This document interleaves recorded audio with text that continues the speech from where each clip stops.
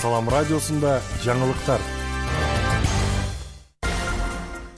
Саламатсыздарбы? Эфирде жаңылыктардын кезектеги чыгарылышы. Аны мен Нурпейил Ашур кызы тааныштырам. Алгаш жаңылыктардан кыскача түрмөк. Украинадагы кыргыз элчиси мекендештерге кайрылды. Кыргыз парламентинин дагы бир жетекчиси кызматтан кетти.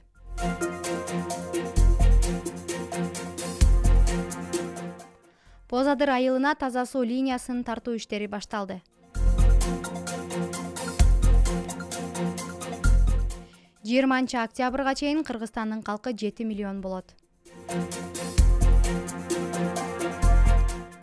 Эми ушул жаңылыктар менен кененирээк тааныштырабыз.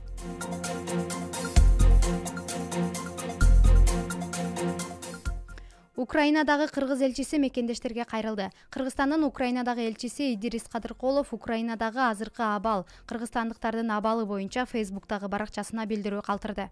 Ал азыркы учурда кырдаал Курч бойдон калууда. Ракеталык, бомбалык соккулар Украинанын бүт аймактарында уланышы мүмкүн деген кооптонуу бар.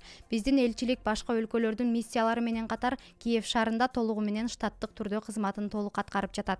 Биз жарандар менен күнү-түнү байланыштабыз жана консулдук тейлөө үзгүлтүксүз аткарылууда деп кайрылды. Ошондой эле Украинадагы мекендештерибизге дагы бир ирет кайрылам. Өмүрүңөрдү тобокелге салбагыла. Жеке коопсуздук талаптарды аткарып, коопсуз жерде калууну улантыңыздар деп кошумчалады элчи.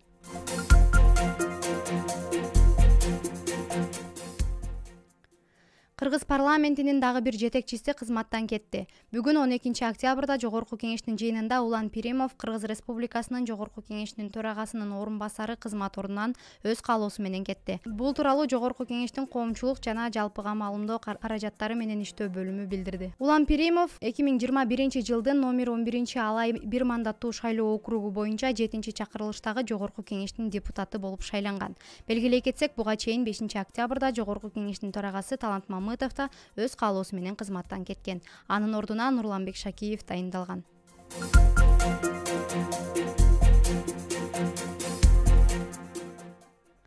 Боз Адыр айылына таза суу линиясын тартуу иштери башталды. Баткен районунун Суу Башы айыл өкмөтүнүн Боз Адыр айылына таза суу чыгаруу долбоору ишке ашып, алгачкы жумуштар башталды. Самалыктын башталуу иш-чарасына Баткен районунун акиминин биринчи орун басары Адыбек Набиев, Суу Башы айыл өкмөтүнүн башчысы Кубаныч Тыйканов жана айыл тургундары катышты. Бул таза суу долбоору Боз Адыр айылынын тургуну Эрнест Ираповдун демилгеси менен Ихсан Хайрия фонду тарабынан каржыланып жатат. Бүгүн таза суу үчүн түтүкчөлөр келип түштү. Казуу суу түтүктөрүн орнотуу иши башталды деп айтылат маалыматта. Айыл өкмөтүнүн башчысы Кубаныч Тыйкановдун айтымында таза суу ар бир үйгө киргизилет. Бул тууралуу Баткен районунун мамлекеттик администрациясынын басма сөз кызматы белгиледи.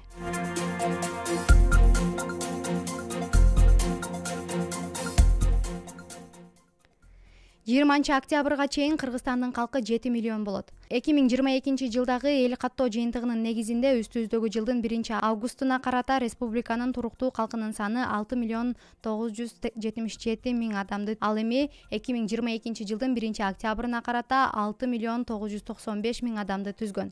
Улуттук статистика комитети билдиргендей, жүргүзүлгөн эсептөөлөрдүн негизинде үстүбүздөгү жылы Кыргызстандын калкынын саны 7 миллионго жете тургандыгы аныкталган. Республикада 7 миллионунчу жаранынын төрөлүшүнө карата иш-чараларды өткөрүү боюнча атайын комиссия түзүлгөн. Комиссия 7 миллионунчу жаранынын болжолдуу төрөлө турганын күнүн эсептөөгө киришкен.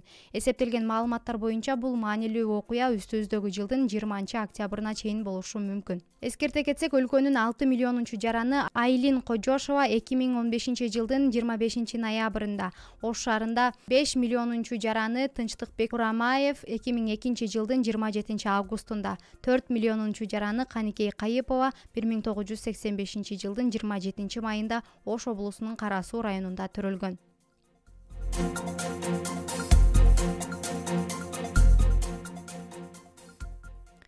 Күндүн урунттуу учурлары мына ушулар болду. Кайрадан эфир аркылуу амандашканча саламатта туруңуздар.